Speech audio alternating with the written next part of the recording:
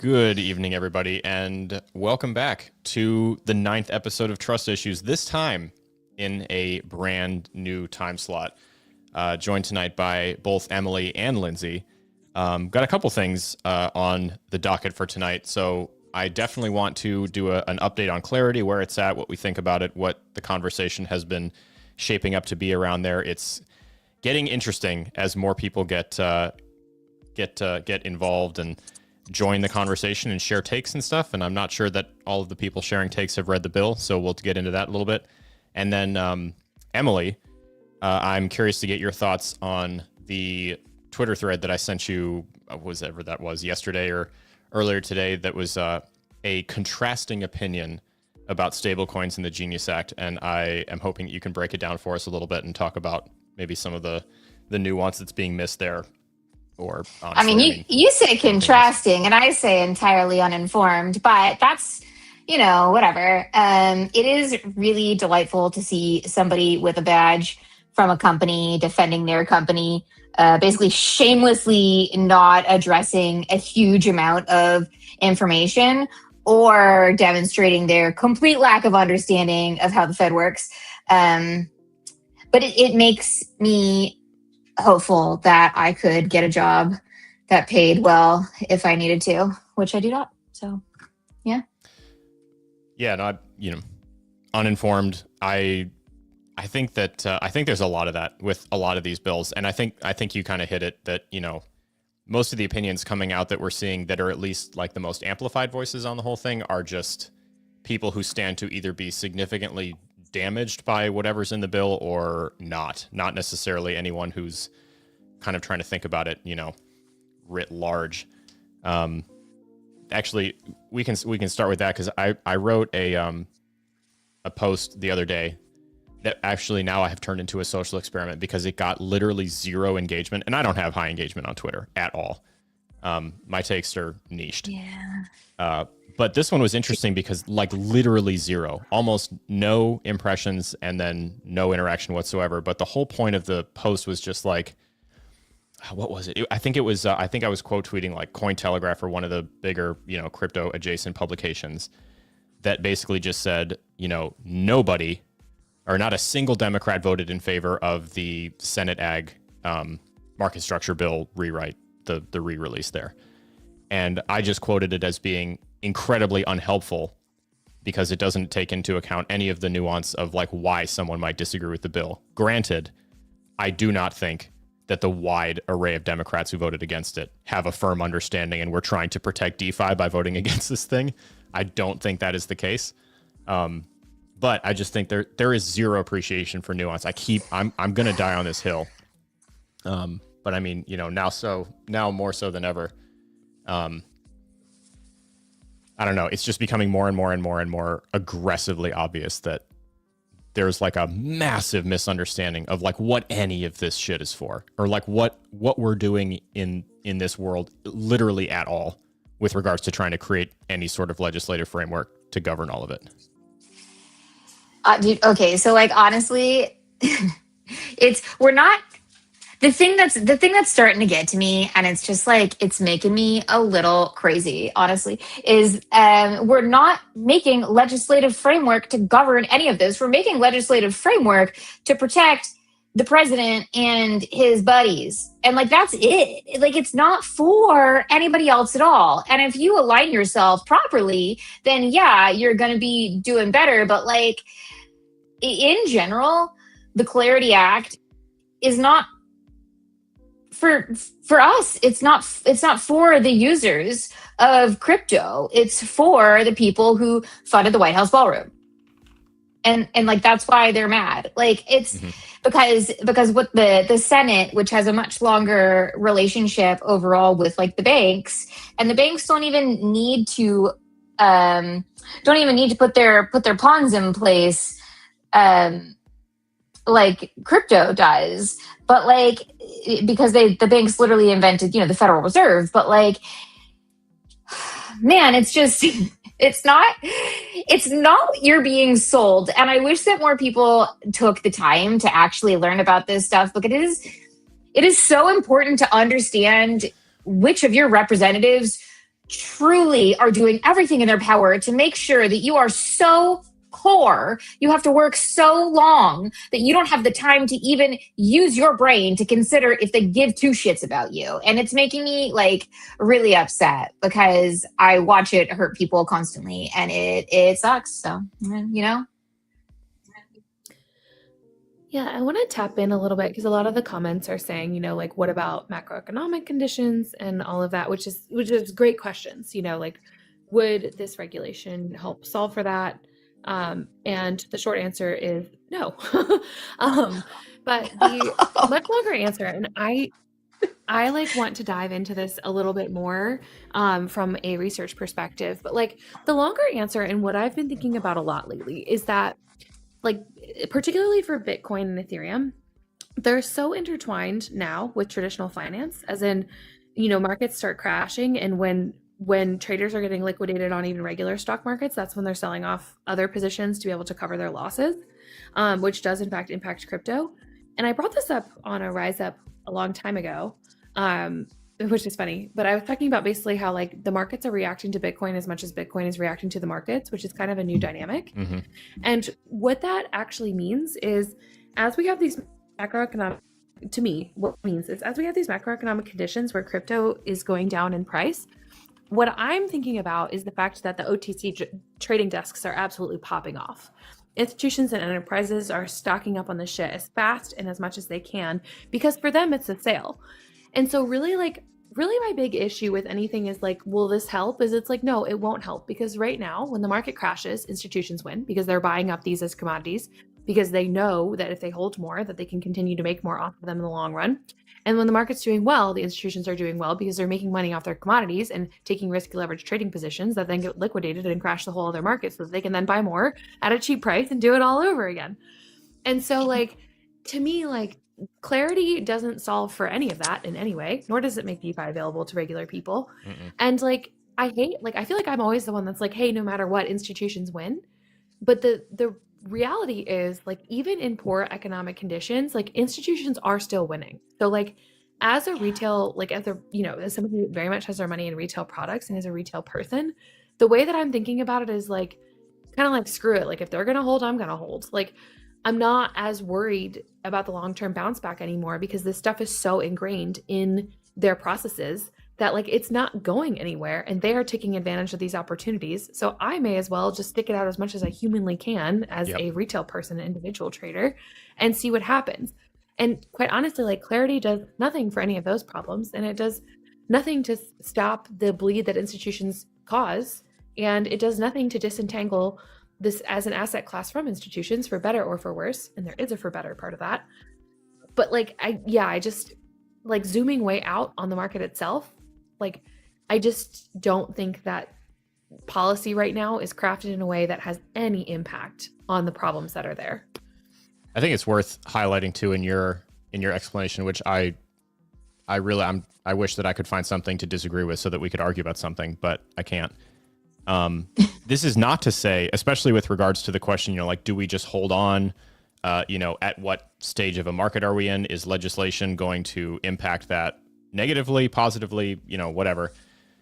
It's worth noting that the purpose of clarity, like, as if we were to reduce clarity down to a single bumper sticker, what's the point? The point is to push as many people as humanly possible to be confined to interact with cryptocurrency on centralized platforms exclusively.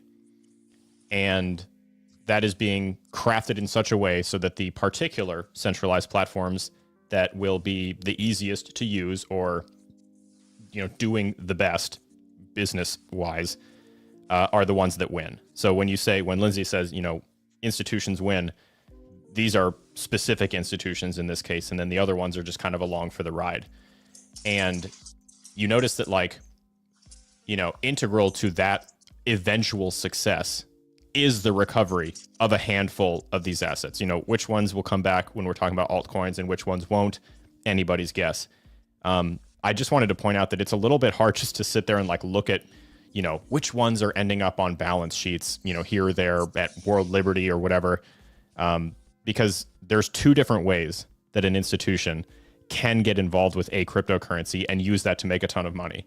way number one would be, exactly what I would anticipate will happen with things like Bitcoin, like Ethereum, like Solana, wherein acquiring large masses of these assets and then, keeping prices suppressed and tenuous and sketchy and uncertain and all this sort of stuff while all the pieces get put into place so that people have a harder time using DeFi protocols and platforms to do this stuff by themselves and have to use your Coinbases and the like.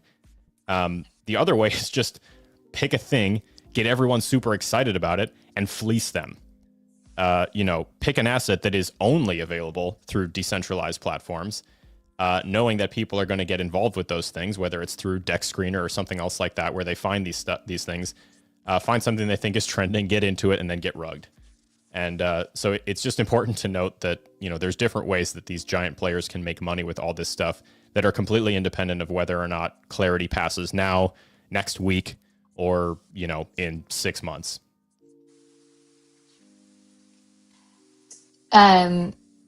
So like the only thing I have to add to that is like, I think the best way to understand the retail relationship to banking and the other supporting institutions is this is your financially abusive husband. And he's keeping it all from you, and he'll give you a tiny, tiny bit, just enough that you can get your basic needs met, but nowhere near enough to free yourself. And crypto presented itself as an opportunity, and all of the legislature that we've seen since is designed explicitly to put you back into that abusive relationship. And that's kind of it. Oh, hello. Oh, hold on. But it's it's a pretty it's a very complex thing, right? Like, of all the things that I find myself ranting about in this case, it largely comes down to people not understanding the mechanics that are in place currently and how these mechanics will not be disrupted just because we've made a few cute pieces of legislation to make sure that a few key players, especially ones that contribute to things like fair chance, get to have more impact. It's not going to make it better for any of us. Our best bet is probably zero regulation, and to just do the border arbitrage where you go and you set up an entity like an Act 60 in Puerto Rico, or you set up these different holding companies in different countries in a way to support what you're doing, what you're building, and then coming back around to America and, letting the individuals use their VPNs to access whatever it is you're doing. And then, on the off ramp, okay, here's where I get hit. But like, the part that I have so much trouble making sense of is like, crypto is meant definitively to be a borderless currency, and currency is very political as it stands. So by extrapolating it away from the countries that produce the currency themselves is the only way to really get out of those oppressive hands. And all we're doing here is trying to make it so that these gigantic companies that are really good at taking all of your money away have a chance to take all your money away over here too. And like, that's kind of where we're stuck. I think when I think about this kind of stuff, I think about, like the natural comparison would be the dichotomy between DeFi and CeFi. But I don't know that in every instance that's genuinely like a helpful way to frame it exclusively as black or white, one or the other. Yeah. Because there is like a halfway house, which we would have to, if we were calling it honestly, we would have to say is mostly centralized. But like transparent centralization with more of an incentive to reward the user is still better than, the large, like current traditional finance system. Okay, so go ahead. Sorry. Okay, well, so here's where that gives me pause. Okay. There is no benefit to decentralization if you are a large corporation. Like, it is not good for you. It is good for us. And we just don't have the financial power that a large corporation does, or a large bank or whatever, to get their way. Therefore, they're not going to give us new tools that are interesting to use. Like, even all these poor suckers that use Robinhood to trade stocks. Like, okay, there's no brokerage fee, but they're selling your orders. They're literally they're sandwich attacking you. If you know what that is in crypto, they're selling your orders to Citadel as payment for order flow, so that Citadel gets to make a few points on your retail trade. And like this happens in every single position that you're in. The only difference is that in decentralized crypto, or where you can build your own tools, you can build this stuff yourself and you can act as that player. But any chance that they see to make money where you've made money, they're going to do everything they can to take that away from you. I do think that it's not entirely, I don't think you're wrong in some instances, in many instances, but I don't think it wouldn't be fair to conflate that with like the entirety of either transparent centralized financial institutions. And in that category, like, who would I put in that category? That you could say someone like Aave. There, a central authority, Aave Labs, has a tremendous amount of control and influence over the front end, the trajectory of the products, the offerings, what gets added to the protocol. As we've seen recently, even, specifics around the topic of governance within the DAO, which is supposed to be a completely separate entity, but cannot function and exist without the lab, and vice versa, in theory.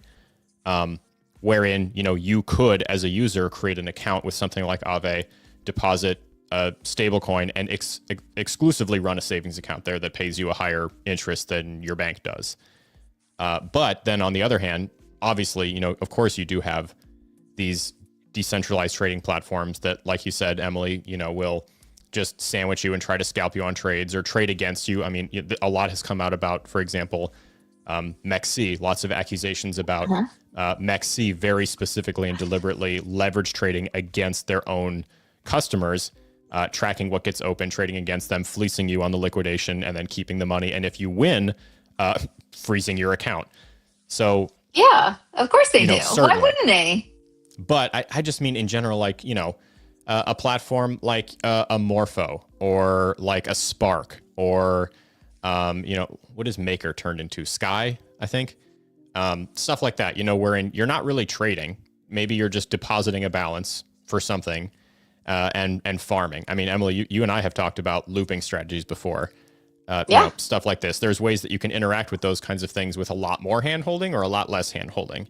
And I think that is genuinely like where I would be trying to push people to learn and explore. Just because, one, they're easier to use.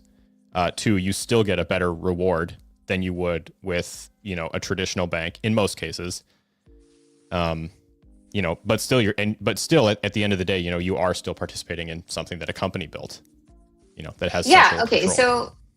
So here's the biggest difference. I would say these entities are not normally rehypothecating your funds and paying their executives $30 million in bonuses every year. And like they're more grassroots. I'm super wary of any of the ones though. They get like a big VC injection because they totally disincentivize the founders. But yeah.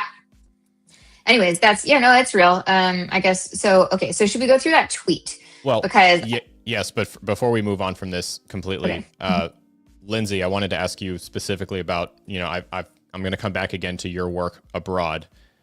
I just think that there is like such tremendous value, and maybe this is the way that we can still, function as individual users inside of a world that is about to be governed largely by clarity and, and the Genius Act, or market structure, whatever the hell. Wherein you can still onboard people to these like easier to use products that perhaps are centralized. I know you and I have talked about a number of the ones that you've worked adjacent to. I still think that is like a fight worth fighting. We're not necessarily just trying to poison the well against all of it, because some stuff is bad, but like trying to, systematically pick and choose between ones that are at least, behaving appropriately, maybe working on a compliance angle, but still trying to give users a better experience, or at least like a more rewarding experience than your bank would. Definitely. And I think you all hopefully know by now that I'm like a huge fan of simplicity, just because something like 84% of the population lives in under and unbanked areas. So like effectively the whole developing world. Yeah. But actually, it's so funny. I'm glad you asked that, because kind of as you two were talking, which is fascinating, by the way. I love hearing you both talk. But as you're going back and forth on that, I just kept thinking, like, one thing that strikes me as, I don't know exactly what the word is. One thing that's been a nettle in my cap, I suppose, is we are constantly talking about the kind of attributes of these complex financial instruments, which I think is totally worth discussing. But I struggle, and this is a problem I have with crypto in general, I struggle with how much people need to know versus how much should just be a systematic setup for people to be able to live their lives. And when it comes to the ownership and operation of money, like I personally, with my values, struggle heavily on, do I want people to have, I do want people to have tons of options, but do I want that onus to be on people to fully understand all of the options that are out there and have to make kind of complex financial decisions? Or is it better that those options are somewhat, I think we've talked about this before, but like opted into automatically, so that like things like banks or savings accounts have automatic setups that may not be as effective as something like a looping strategy? Like, how do you striate the options so that all of them remain fair and balanced, but so that people who don't necessarily have bandwidth, the capacity, the time, the resources, whatever, yes, to really dig deep into complex financial instruments are still able to participate in modern society as fairly as someone who has all the resources available in the world? Yep. And that is something that, like, even when we go on, I genuinely struggle with that balance. Okay, so also, why does music play every time I talk? Is that just me? No, it's there. It's just in the background. It's just our sweet vibes. Okay. That's actually my aura. Okay, so here's the part that gets me, right? Okay. If you think of what our current landscape is and what financial tools are very easy for most people to access, as long as you meet the qualifications, right?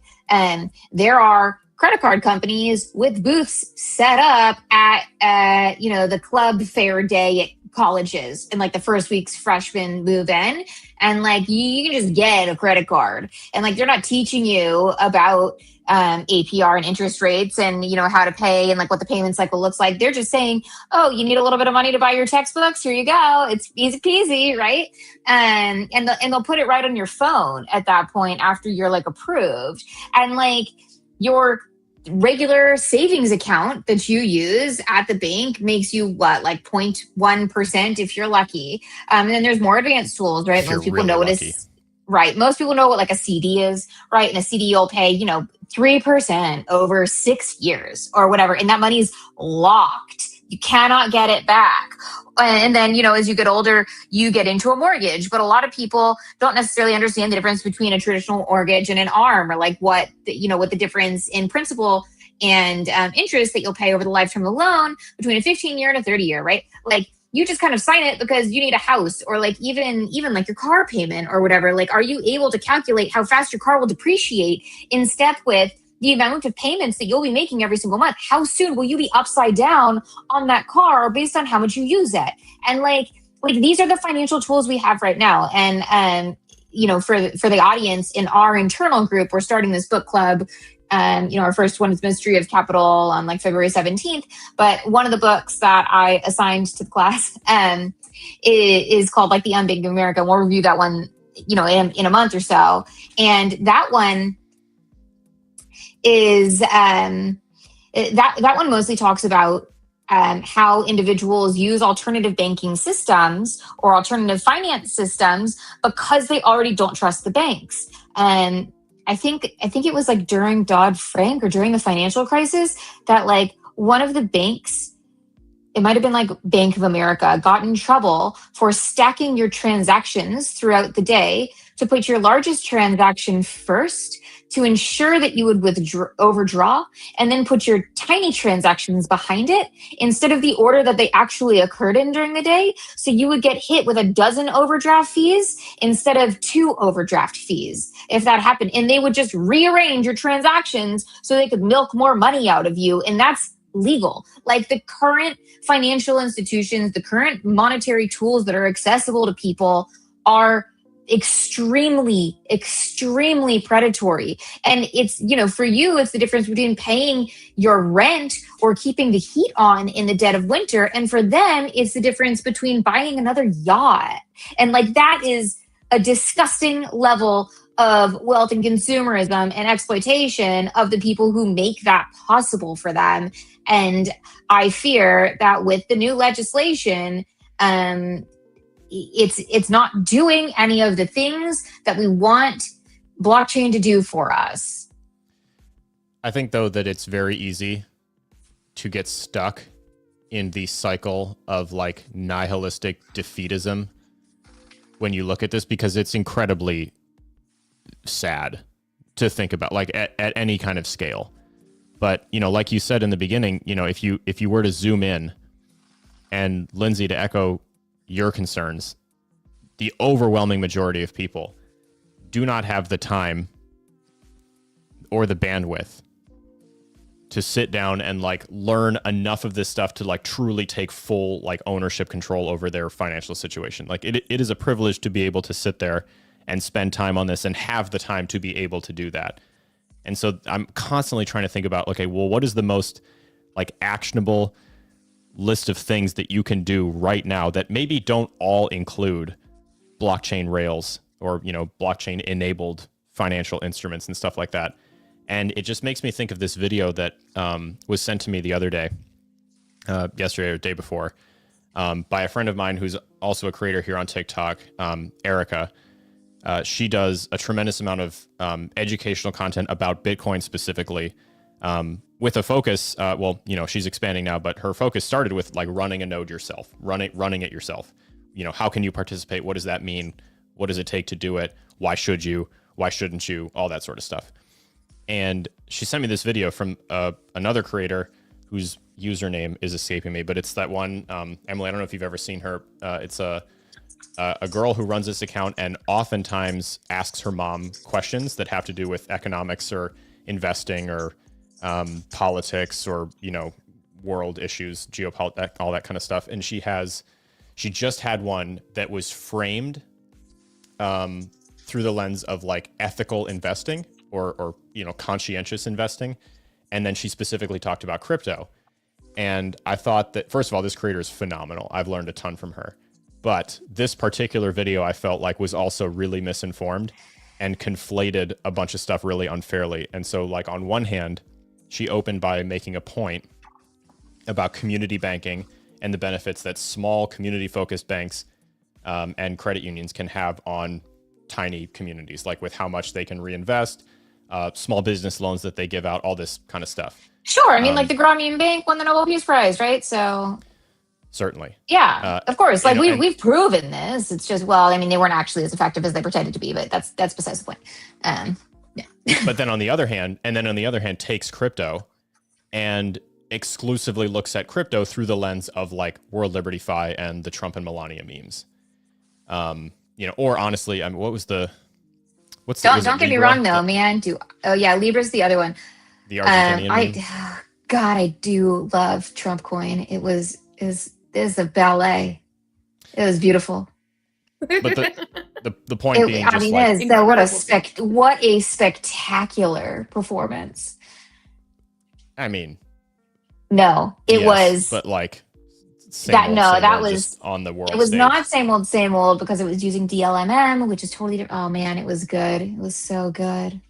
Okay, so the point being that conflating, community banks without acknowledging the fact that those account for less than 15% of the like total deposits just in the United States alone.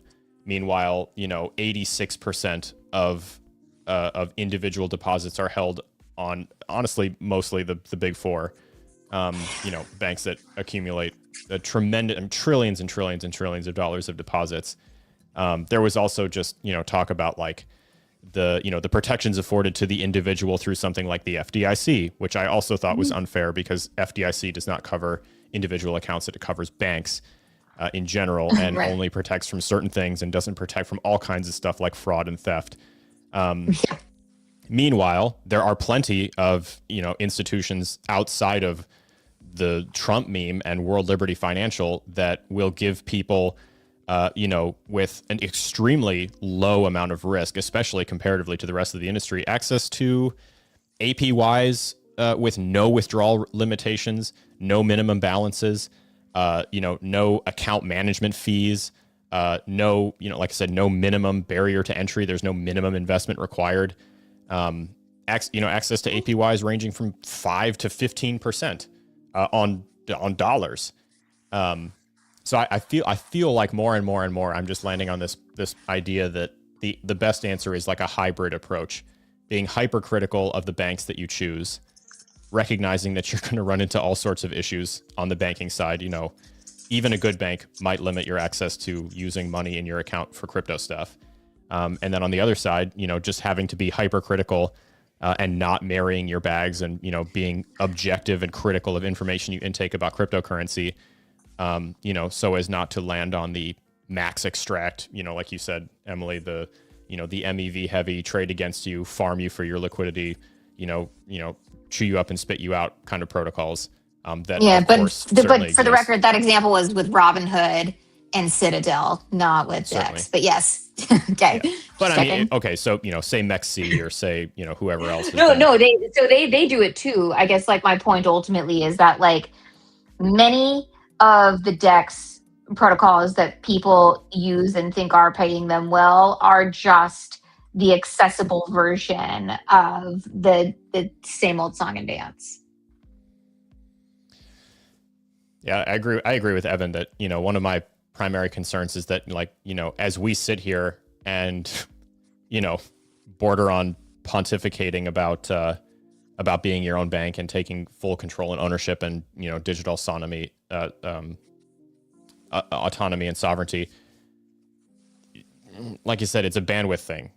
I don't think most people, like if they really came down to it, would even want the full weight of responsibility of self-custody or, managing 100% of your assets and stuff like that. No, one, it's scary, right? Like that is something that I think is very easy to look at and say, I do not have the expertise to do this. I am not certified. I wouldn't even want to homeschool my kid. I can't believe people do that. That blows my mind.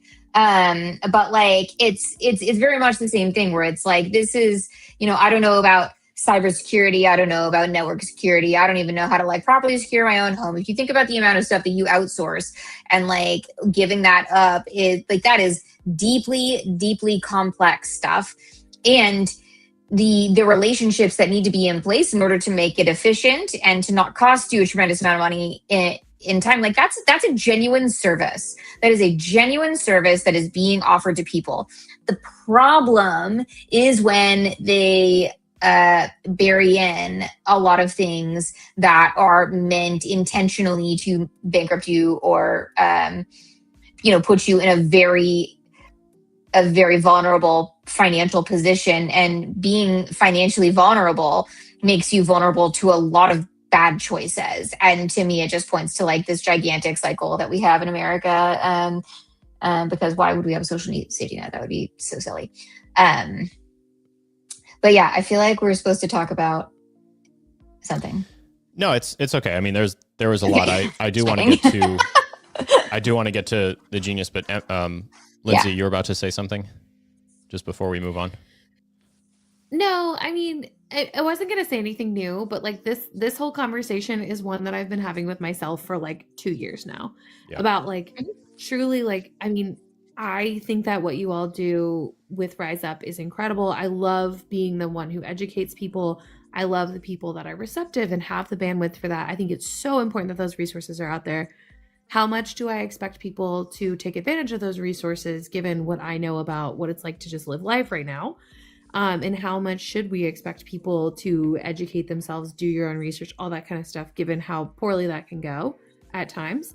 It's like really hard to find that balance. And I just want to I want to put a finer point on that, because I've heard so many times, like, we just need to educate. We just need to educate. And it's like, Yep. we don't actually, like, we need to really think about the structural systems and what makes the most sense and like go from there.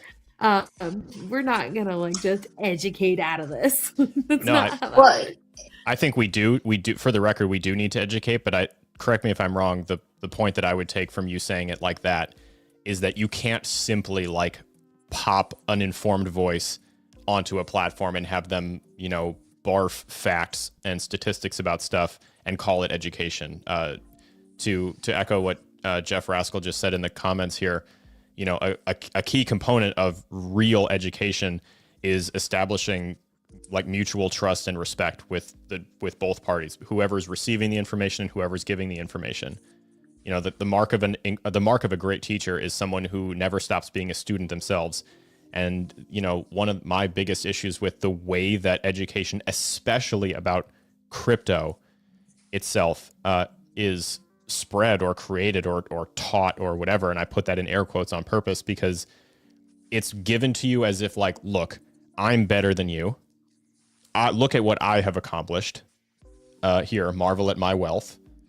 And aspire to be me and hang on to my every word, rather than, establishing some sort of, humanity with each other and then using that as the impetus to try to inspire someone to decide whether or not, learning about self-custody or any of these many majillion blockchain related tools, or even just, tools that are available in the centralized financial world too.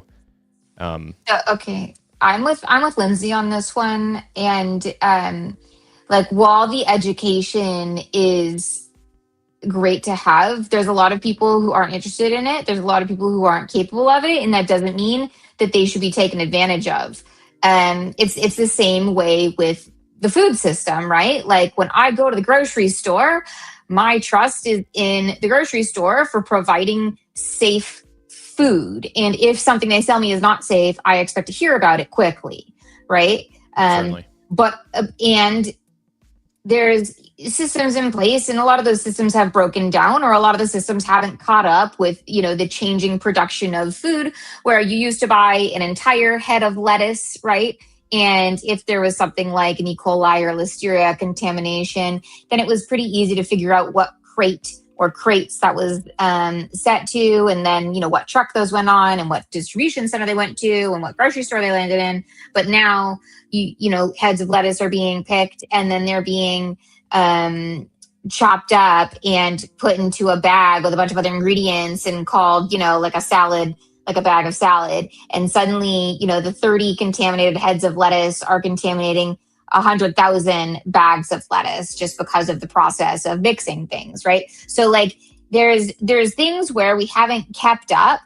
The regulations haven't kept up, where the evolution of the product has gone forward, and that's created a lot of harm for the consumer. And then there's the deliberate extraction and harm caused to the individual. And I truly believe that's where we are currently.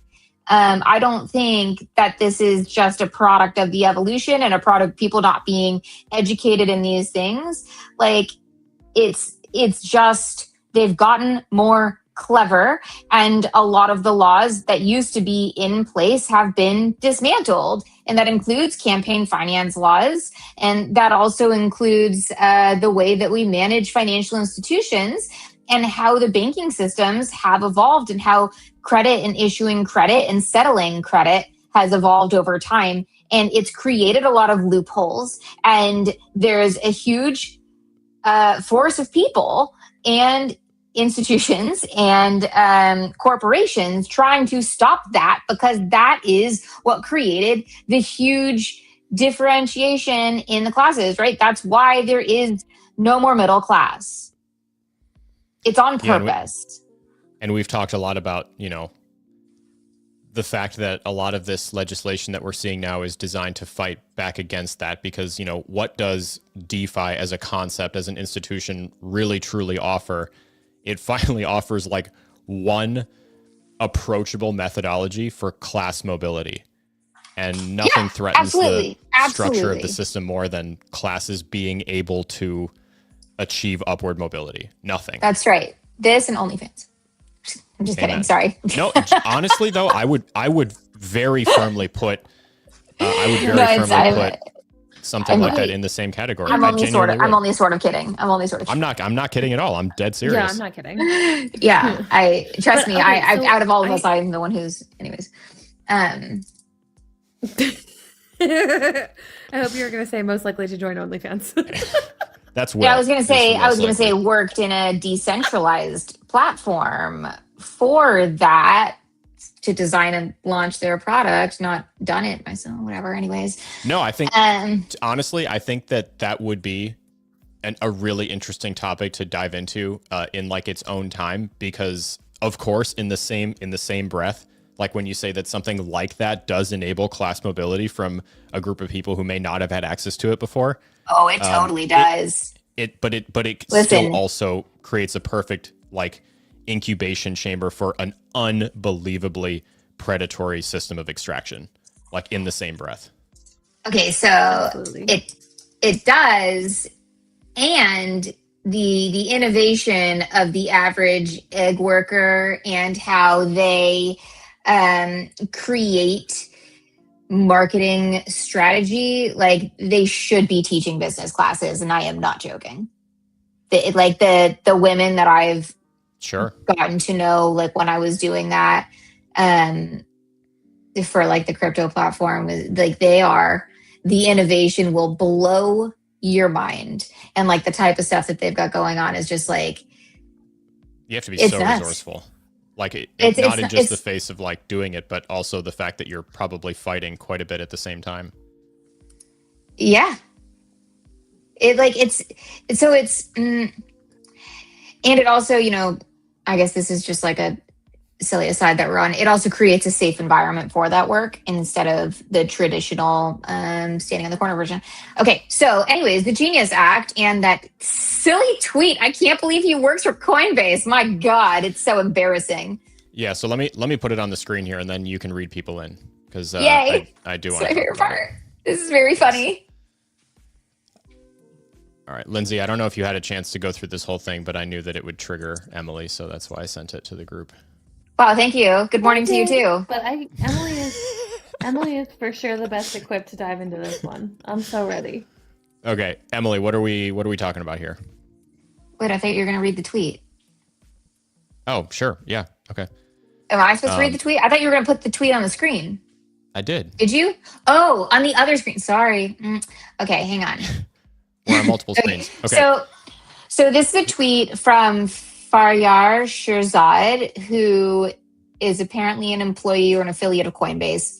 And what this tweet says is a false narrative making the rounds is that Genius Act stablecoins will pose systemic risk. The claim is that they're structured like money market funds, which broke the buck in 2008 and suffered a COVID run in 2020. We should expect the same to happen in future stress periods. But it is just the opposite. Stablecoins will be the future safe haven.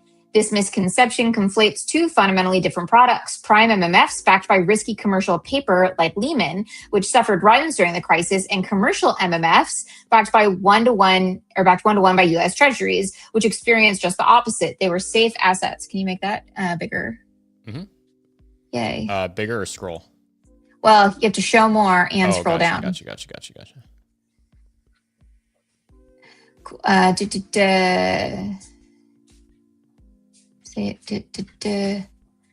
Safe assets, Genius stablecoins follow the government model. Okay, during both 2008 and 2020, the Federal Reserve's own research shows what actually happened: massive inflows to government MMFs as investors fled to safety. Government MMF assets surged to $334 billion, 36% in September 2008, and to $827 billion, an additional 31% in March 2020. safe assets attract flight to quality flows. They don't trigger runs. Okay, we're going to come back to this point because this is really important. Then he says, while both are backed by safe assets, stablecoins and government MMFs are structurally and for materially different uses. Stablecoins operate on digital rails so that they can be used as payment instrument, which is why Congress regulated them separately. Genius stablecoins can be transferred peer-to-peer, programmed into smart contracts, and settled instantly between any two counterparties. MMFs are immobilized and locked in custody at a broker and designed to serve primarily as an investment vehicle. So the common narrative is backwards. During financial stress, Genius stablecoins backed one-to-one by U.S. treasuries will serve as a safe haven, similar to government MMFs. But with the speed, accessibility, and programmability that modern finance demands, stablecoins aren't a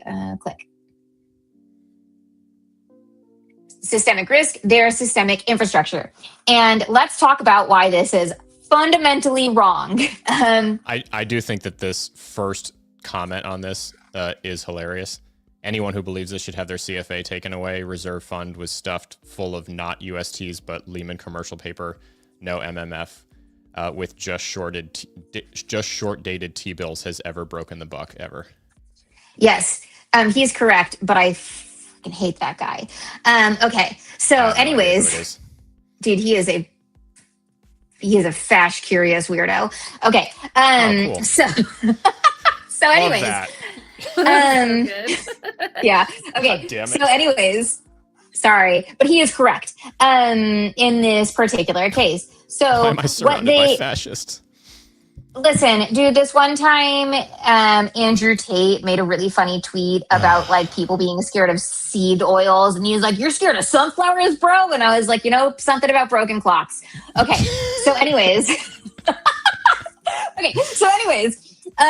what this guy is not understanding is the amount of money that is actually held by non-bank financial institutions. And this is critical, right? So the Genius Act explicitly enables non-bank financial institutions to participate in this process. And while anybody could buy T-bills before, this is large power and collective wealth that is no longer in the hands of the populace going to buy T-bills so they can pocket the returns, right? This is money they already have that is not earning interest. And now they have a way to turn it into making interest. And the total amount of money that is held by these banks by these non-banks, greatly surpasses the amount of T-bills that are in circulation. And the thing that happens when demand increases for T-bills is that it does not make the interest increase. It makes the interest decrease because there's only so much interest that the government is willing to pay on these T-bills. The T-bills serve a specific purpose, okay? And they said, we'll return it with some amount of money.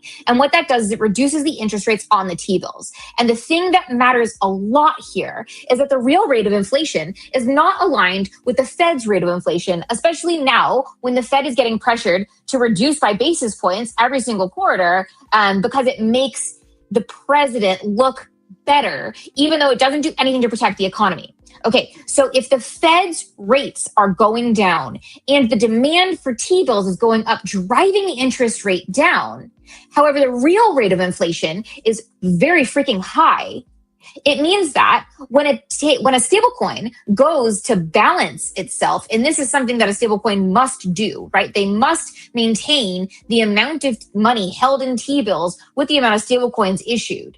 So if they get more money in, they have to buy more T-bills. And if money goes out, they have to sell the T-bills. But if the interest rate gets so low because they're overconsumed, that means nobody will buy the T-bills, which means the stablecoin falls out of peg. And if the stablecoin falls out of peg, it's not worth what they say it's worth anymore. The value is going to plummet. And a depegged stablecoin is a huge, huge systemic risk. And here is especially an instance if every bank, where non-bank financial institutions are not necessarily covered by the same kinds of protections that the FDIC affords banks. Yes, nor would it. Banks. Well, and they probably wouldn't, be. Although I can't really say this because the auto industry was bailed out in a huge, huge way. I was going to say that it's a lot less likely that the government would intervene to pump money into a non-bank financial institution that was messing around with a stablecoin compared to, a bank like, the money that they just gave to JP Morgan, for example. Dude, Ooh, it's I like don't think I it's like agree with that, honestly. The what? I don't think I agree with which that likelihood, honestly. I Really? think any of the I mean, I need to kind of think through that point a little bit more, but essentially, like, I mean, tech stocks are the backbone of the economy right now. So if we're talking about any major tech company that it's even is worse. facing some sort of crisis because of depegging a stablecoin, I don't think that, especially in this administration, that there's a single, like, I think that there's a very, very high chance that they get bailed out Okay. on that. I mean, I So think that if they become more intertwined with the government, then that would increase the likelihood of that happening. I just and wonder, here's like, what that landscape is going to look like when the number of NBFIs that are playing in this particular field explodes and gets away from like what the government would theoretically be able to manage without just getting like super brazen. the other problem though that is like really important to talk about is that we have already like the tool for bailing out these the banks previously is in the hands of the Fed, and we depowered the Fed. The Fed loses their leverage in this case. So even if they are bailed out, it's not in a meaningful way.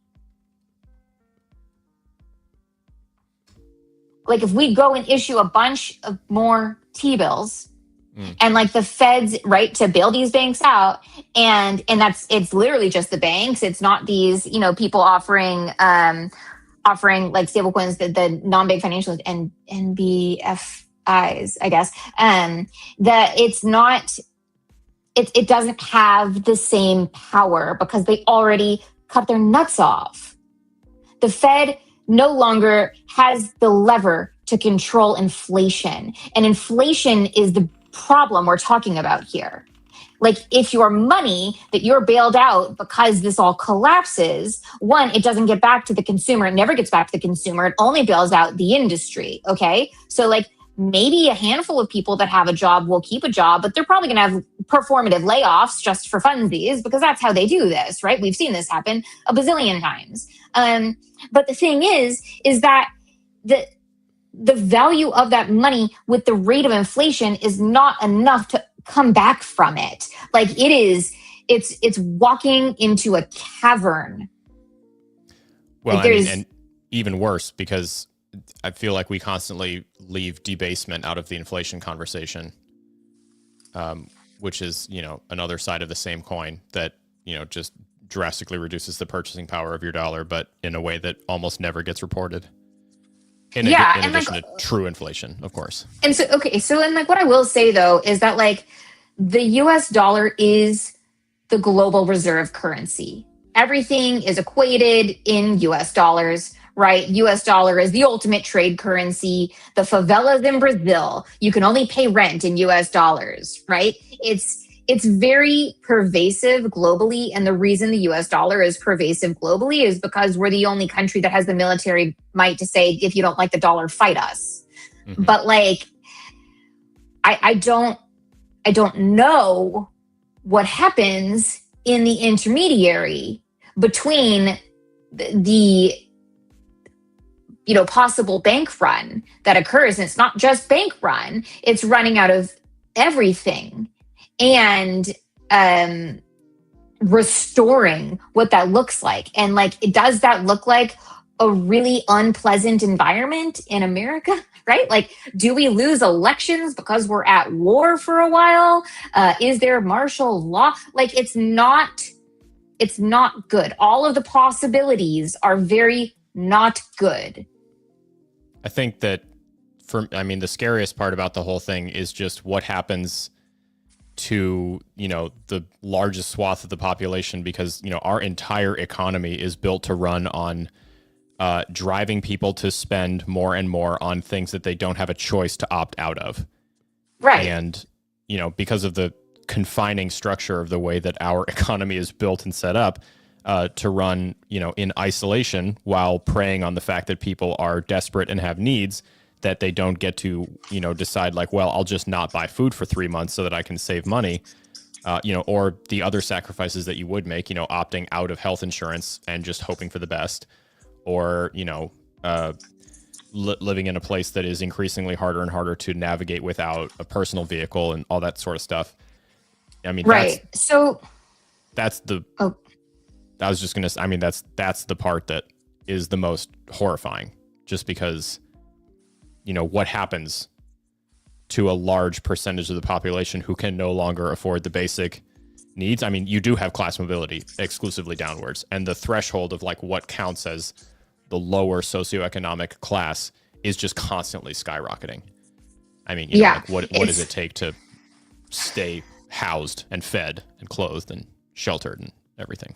Yeah, and just for the audience, that is a product of the real rate of inflation versus the published rate of inflation. So, yeah.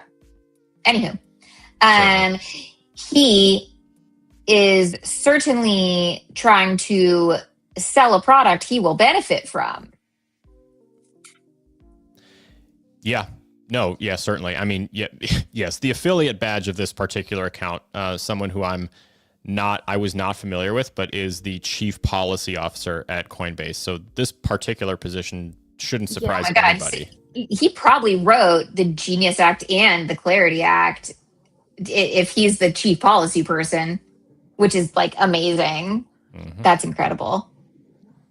Yeah, I mean, I him and Paul Grewal. Yes, who is the CLO, I believe. Yeah, that's fun stuff. My goodness. Well, it's just really interesting how the perspectives have shifted, because I like Paul, for example, I've been following for years. I've been familiar with him for multiple years. And this was before a time when, bills like this were thought to be anywhere close on the horizon. You went from like an administration that, now maybe by comparison doesn't seem quite so bad. But whatever, we got all the crypto ETFs. Who cares? Anyways, I just mean, we went from just watching the nature of what gets these guys up in the morning, being from like, what was the ethos that initially led to the building of a company like Coinbase, and now where is it, given how heavily involved in Washington the whole thing is. Oh my God.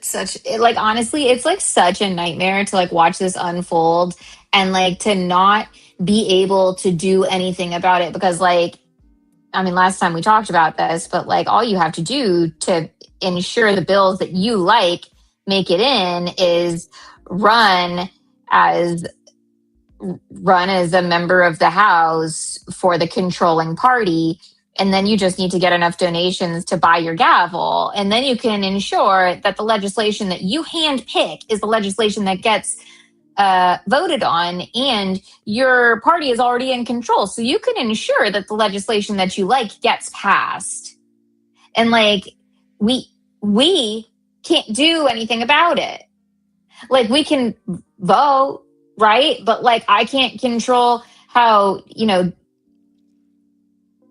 the wheat farmer, like whatever, votes in Oklahoma.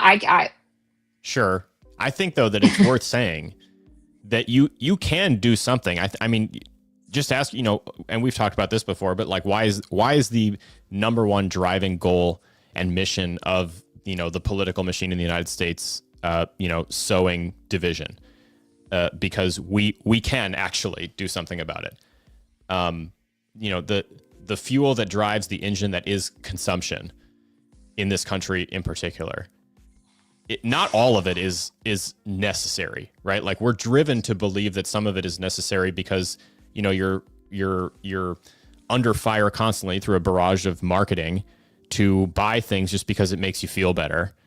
And that's the shitty part, that it's painful to opt out of that. But like, the dollar speaks a lot louder than votes do, especially at this point. We're already casually floating the idea of waiving the midterms because things are going so well that, the thing that speaks more aggressively, more loudly, is just cutting off consumption, even for short bursts. I mean, just the earth-shattering rock to a system that something like that can cause is worth remembering as being So like more potent than I think I we give it used credit to for be being. like a vote with your dollar person, and then I like got a degree in economics, and I'm not.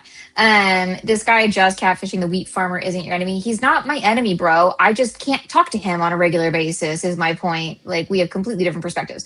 The problem with voting with your dollar is that if you personally are going out of your way to pay more for something, to spend more time for something, whatever it is, as a matter of principle, when you are not in an economic position to individually have a tremendous impact on that particular business, you are cutting off your nose to spite your face. You said individually. That's the problem, though, because yeah, for sure, like you going out and launching a crusade by yourself to bring Target down is not going to do shit. But in an example, I live on an island with less than 2,000 year-round residents. Very recently, this is a true story, very recently on Nextdoor, someone cracked the case wide open.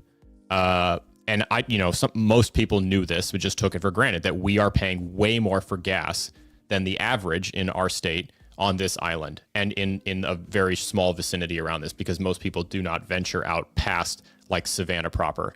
So, Sure. And anyway, so this Nextdoor post blew up, and blow up is a very low threshold on an island this small.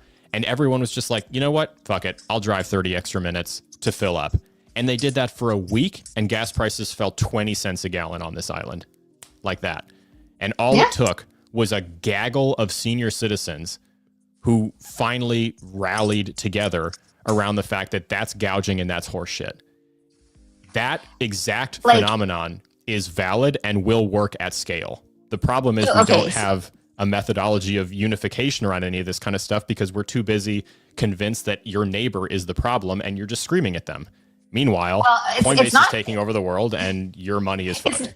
It's not even that so much as it is the fact that, like, if you try to organize on, social media, a platform ostensibly intended for that, your account gets nerfed. So it's working against you're working against greater powers. However, the second half of that point is that if you otherwise do play the game and you play the game really well, right? You're playing on the same field. There is no high road here. There is a game board and you are on it. I think you have a much better chance of succeeding. I used to be like a high road person, and I don't care anymore. I use the exact same tactics to get everything I want because I think that my goals are more honorable than somebody else's goals, and that is anecdotal and that is my individual position. But like, I will not win if I am not participating in the game. I can't abstain from the game. So like, yeah, someone overcharging me for something, and if I have the time to drive 20 minutes to go get the thing, for cheaper, just to give a middle finger, I'm gonna do it because I'm a petty person. I will seek a great amount of joy doing it. But not everybody is in a position to do that, especially if it puts you and your livelihood at risk, right? I agree. I agree completely, which is why I don't subscribe to the idea of like widespread anti-consumerism without a specific goal. I think that you have to be so targeted and calculated and pick a thing and attack that thing. Yeah. I don't think that like a widespread, hey, guys, stop buying stuff. That's obviously not practical. It's an unbelievably out of touch and privileged thing to say, and that's not at all what I'm suggesting. But, like, for example, you could pick a bank, JP Morgan, Bank of America, and just trigger, and this one is obviously significantly risky and, by design. But like, we all know what would happen if there was a mass exodus of consumer exits from a bank like that. The whole thing would collapse. So, however, the people that you need to communicate that to don't realize the damage they're inflicting on themselves, right? There's a few people up there that understand it, and then there's a whole bunch of other people. Someone said my shirt's low as if I like had a slip, but You're fine. we're fine, bro. Relax. They're gonna like kick us off. That would be funny. They would flag me if I. The vape was the only thing that ever put us on the line. Don't say it. They'll kick us off. I did watch a guy the other day who was like doing that while driving with the camera on, and he was like mystified as to why TikTok throttled the live and shut it down. It's like, dude, you're holding the phone in your hand while you're obviously driving down the highway. That's diabolical. No, with the green screen. Okay. Yeah. So, anyways, oh shit, I have to leave. 5:50. We went over time. Look at that. Time flies when you're having fun. If you have to run, I will land the plane. Do you have a time to give us a final thought? Your pro crypto representatives freaking hate you, man. Stop voting for that. They don't know what the hell they're talking about. They truly are just trying to make sure that they get their cushy spot in Congress because, oh my God, does it pay so well? And you get to have an extra house and you're like constantly on vacation. And all you have to do is like go to parties that people throw for you because they freaking like you. Dude, I want that job, except I don't want anybody uncovering my skeletons. So I don't. And that's my final thought. Anymore. Crime is legal. Yeah, but I don't know. I haven't had enough therapy to deal with it. Okay. No. So anywho, that's my final thought. I love when Lindsay's here, but I wish she wasn't in Appalachia. Hi, sorry. Yeah, my internet is still hanging on by a thread, but I'm here. Okay, I have to leave. I want Goodbye. to. Love you. Bye. Bye. I'm gonna throw in a note about what Emily said about the high road, though, because I will say, like, one thing that I've been very keen on in the past, like, year and a half, 2 years, is watching everyone play Monopoly and not being the person standing in the corner screaming about how they're not following the rules. Like, get on board and go play. I still am someone who's going to take the high road and have probably too much moral standing to make, like, truly destructive decisions that could hurt other people. But I'm going to be seated at that table, yelling at everyone from there, trying. Yeah. And, you know, I think that just, like, saying the high road is overrated. I don't think that's the goal. That's not my goal. I mean, look at me. My goal is not to be, like, morally superior. It's just to, like, maintain some, like, basic code of ethics, to try to practice, you know, as much empathy as humanly possible, and just keep that, you know, in my mind as I do stuff. You know, just I say this to our kids, you know, whoever we happen to have at the time, you know, like, because you see it a lot with children, is just like, you know, the most important skill you can learn is to recognize that you exist in a world with other people, and you have to remember your impact there. But, you know, I don't give a shit about the high road if that means, like, you know, putting yourself, you know, in any sort of, like, unnecessary basket of risk, like, just to maintain some sort of, like, air of superiority. Like, I guess if that makes you feel better and it's cathartic, then sure, go off. But, like, in general, like, I don't know. There's nothing wrong with being scrappy. You know, just be, like I said, just be calculated, be targeted. Be aware that, you know, people in positions of power are motivated to keep power, which means they have to lie to you, because, you know, imagine a world where the federal government was honest about what was going on. Imagine anything. That would be crazy. Right? Imagine if Liar Liar just, you know, was true of Congress for 24 hours. The country would fall apart. Mm-hmm. It truly would. Yeah. I don't know. I hope everyone just gets out there and plays anyway.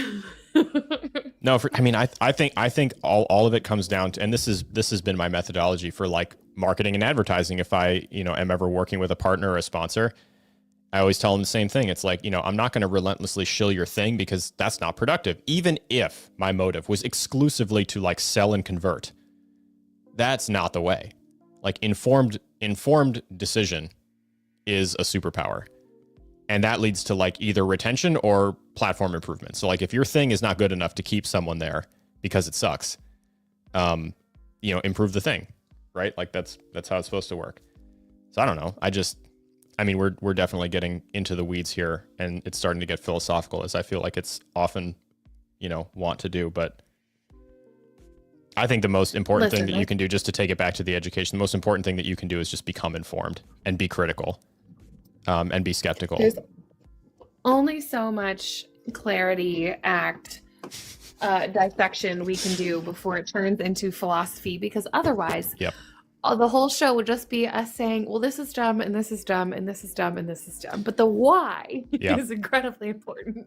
You know what's really funny, Lindsay? I was just thinking about this the other day as I was like putting notes together for tonight's show. Is we've talked about genius, we've talked about clarity, and I completely agree with you. Like, these are, multi-100 page documents, but like, honestly, you can quite literally reduce them down to a single bumper sticker. Like, genius was a corporate benefits package to give large companies a brand new way to make a shitload of money. And then clarity is another corporate benefits package that's designed to make centralized platforms the only place where you can easily use any crypto stuff. Boom, done. There you go. I just described both bills to you in 3 sentences. Those are like kind of the only bills that we have. Now, what the hell are we supposed to talk about? Because one of the points that I keep making is like, allegedly we're becoming the crypto capital of the world. I pause for dramatic effect, pause for studio laughter, because that's hysterical to me and it means nothing. But like, hey, that's all the legislation we've gotten so far. Yeah, but you know what we get to do then? Zoom out and look at the world. And we can talk about CASP and VASP licenses. We can talk about all kinds of stuff. We can talk about the FCA's sandbox and how Europe hasn't moved in months. We can talk about all kinds of things. Don't worry. We didn't even talk about Mika yet. It's true. There we go. That was a word I recognize. There's a lot. No, there's a lot that we can talk about. Excited to get into like the thought experimenting of like, how would you put a bill together? Or like, what is a sensible piece of regulation that could get passed that would actually help something? Yes. And I will say one of the things, like doing that together, I think is probably the most exciting part for me, because as I sit here and criticize all of these bills for being put out, I don't know what the answer is. And I think having more conversations around that and having more conversations around how do we actually protect core values and allow people to develop on a tech stack while protecting consumers, while not allowing corporate interests to take over, is an extremely difficult line to walk. And I don't know, like, there's just no good answer on how to do that yet. But I think we can talk about it, figure it out. I also, like, honestly, the theme of the show for me, like beyond just policy too, has been exploring how corporate interests are impacting a space that is supposed to be, that was created to be completely devoid of that. Mm-hmm. And I do think like bringing back the exploring how core principles have been violated in the space in general is very fascinating to me. I agree. I will say that I'm also someone who fully believes that crypto building in parallel and not reaching out to traditional institutions has done way more harm than good over time. And so like exploring how that's actually changing now as everyone's suddenly obsessed with institutions and enterprises, and what that building instead of in parallel and in isolation looks like versus building kind of for enterprise and institution level adoption, and how you go through compliance and regulatory frameworks to actually get there, I think is going to be very interesting to explore. There's a whole shift in the industry and in core values and principles. And it's definitely not for the better, but it's not entirely for the worse either. So we have plenty to discuss. Don't worry. I agree. I think that it's easy to look at the landscape right now and come away with, a feeling of just like bleak. But I truly do not believe that it's too late. We just hosted Azim Khan from Maiden the other day. And Lindsay, if you're not familiar, by the way, that is a person you definitely want to know. Actually, I should definitely introduce you guys. He's brilliant. I can't believe that I finished your thought too. Only just got to know him. But we were talking about ZK as a technology, and how honestly, if we're being like realistic about like a way that you could build some sort of compliance structure that does not compromise the integrity of decentralization, the answer is probably ZK. Like building an AML and KYC compliance structure that utilizes zero knowledge technology without compromising, the use of a decentralized smart contract for, transaction settling. That's unbelievably geeky and very exciting because that's probably the answer. Oh, Alex, I did an entire hour-long video diving into all 6 parts of the tech stack, ZK being just one of them. Yes. Starting with decentralized storage, going into non-custodial, adding in the ZK layer, adding in encryption. Got it. And how basically all and on top of that, diving into privacy pools, doing all of that just to prove that transactions can in fact be completely private, anonymous, but also secure, follow all regulations, including counterterrorism financing and CTF and AML, which is actually harder to say the acronym of. Yes, it is. By the way, this was a 17-hour research project turned into a 1-hour video as a Christmas gift to a man that said that was not possible, who I was dating and who broke up with me before he even freaking watched it. Honestly, So, that's so fucked up. I am so ready to dive into that tech stack publicly. Let's do it. Lindsay, do you know DeWoofy, David, in the comments here? Have you two? Absolutely. We've met. Okay. He's given me some extremely excellent recommended reading as well. So Okay, cool. Excellent. Good. Yeah, he's going to be on After Dark tomorrow. And I definitely want to talk to you about this tomorrow because, dude, I mean that whole thing, like I do not know very much about the technical specifics of ZK and adjacent. Actually, Lindsay, I'll ask you this. I recently fell into the privacy tech stack rabbit hole because of a post between it was like a back and forth debate on Twitter between 2 cryptographers, one of whom is like a ZK engineer and the other is, and I'm going to have to look because I don't remember, a different acronym for like an alternative methodology to privacy that's not zero knowledge. I want to say it started with an M, but I do not remember what it was. Have you looked at all into like alternatives to zero knowledge or I've looked more at zero knowledge as one piece of a stack. I don't think zero knowledge itself is enough to actually accomplish all the goals that private transactions have. Mm-hmm. It is a piece of the puzzle. That was the nature of the debate. Sorry, continue. I would be super curious about the other solutions that better deal with privacy. Mm-hmm. I remember when Vitalik's paper on privacy pools. Oh, HME from DeWoofy, probably. Yeah, I would trust DeWoofy. FHE was one of them for sure. Yes. Oh. Yep. Okay, I need to look at. I need to do more research into that because I honestly straight up just did. Hold on. Like the whole stack. I got to write this down. I'm gonna lose it again. Yes. Continue. What is it? HME and FHE. Yes. So yes, need to look up more about that. Also talk about it on the live tomorrow. DeWoofy. Definitely. Get it out there. But no, the summer that Vitalik's paper on privacy pools came out, I actually stopped talking to my family for like 5 hours on a family vacation because I was like, everyone shut up. I need to read this 4 times. There's a lot out there. One of our friends, Casey Craig, who is, she's also brilliant. But she was at, oh my God, what was she doing? She was at like some, I don't know, month-long like developer retreat in Thailand. And there was like regular seminars on ZK. And she's like, it's basically just sitting in a room with a bunch of math PhDs talking about like really lengthy, complicated formulas. And you just feel so stupid sitting in there, but like deeply fascinating. And I was just like, I'm just imagine like these are the people here who are like going to solve this problem ultimately, is those cryptographers. Literally and those dream engineers. vacation. Right? I wouldn't know what they were talking about either, but it would be awesome to sit in that room. No, for sure. This stuff is so cool. There was a question about like, what the hell are we talking about? So, in general, just to kind of nutshell this, ZK, the only one that I'm even remotely able to say anything about. Oh God, how would you reduce this down to like a nutshell?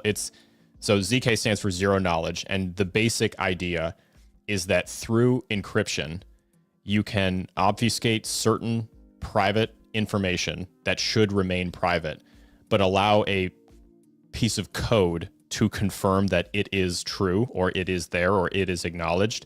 and then through the like channel of encryption, confirm that to an application. So for example, if your personal identity, your birthday, your age, was confirmed by code and then encrypted, that encrypted code could be sent to a platform that needed to verify that you were old enough to rent a certain movie or buy a certain thing. Without that private reseller being able to get their hands on your birthday, your name, your personally identifiable information, it would basically, it would allow them to confirm that something is true without having to see the information themselves. One potentially very exciting application for this would be sensitive personal medical information being able to be obfuscated away from being sent directly to a medical provider of some sort, who you do not necessarily want to know all of this personal stuff about your medical history, but who does need to know that something is true or not true in order to prescribe medication to you or to recommend a course of treatment or make a referral or something like that. And right now that's really not the case. So that's kind of it in a nutshell. Honestly, that's as simple as I can probably make it. I think that was pretty good. That wasn't too bad. The ID example is a good one. No, the ID example is a go-to. You know, you go to a bar. Why do you have to hand over your whole license that has all of your information on it? Yeah, why does the sketchy bouncer need to know your home address and your full legal name to confirm that you're 21? Exactly. Mm-hmm. I also think with like loans, it can be pretty accurate. So essentially, like you can use code to verify, hey, this person has. The code will verify this person has this amount in the bank, this credit score, this history, whatever. The bank just receives a yes, this person is good for a loan. Yes, this person is bad for a loan. And like it can make that decision much faster and easier, which gets into a whole ethics debate. But that's a thing for a whole other time. Yeah, I was gonna say we could do an entire episode about the predatory nature of the credit score system, which is completely made up and complete nonsense and gatekeeps so many people from accessing financial vehicles and tools and whatever for completely arbitrary classist reasons. That's a whole other, that's another. Yes, we could. Yes. Or Alex, you can land the plane and we can go. Yeah, we should do that. We should do that, shouldn't we? Okay. Lindsay, thank you so much for being here. I'm sorry. I appreciate you, first of all, battling through the perils of terrible internet. I've been there. And like I told you backstage, my life has changed now because I have fiber and it's awesome. It took forever, but man, I'm glad it's here. Hopefully this new time slot is a little bit better. I would appreciate any feedback. So if you guys have any thoughts, if this is better, worse, not much better, not much worse, whatever, let me know. We're still kind of trying to get our sea legs with this particular show, but I appreciate all of you for being here because this is like, boiled down, this is like what I am the most passionate about. This is like a platform and a show that I've wanted to do for a very long time and no time like the present.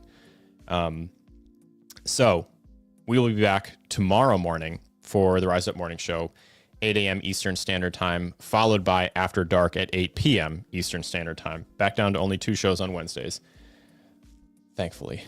And Lindsay, I'll go to you for any final words, amusing anecdotes, words of wisdom, good jokes. No, I love everyone who tunes into this.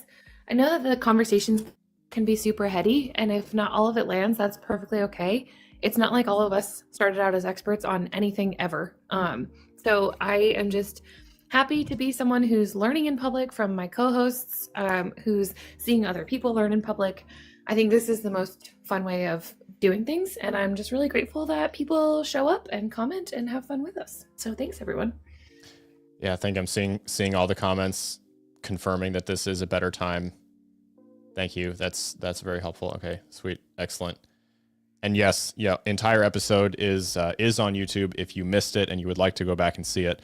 Otherwise, I hope that I will get to see you in the completely free to join Rise Up community. Recently moved to Circle from Discord. Whole bunch of reasons. Circle's way better. Discord just wasn't safe. You can find that and join for free at community.rumshq.com. And I look forward to seeing each and every one of you tomorrow morning for the morning show. Lindsay, good to see you as always, and I'll see you next time. Of course. Good night, everyone.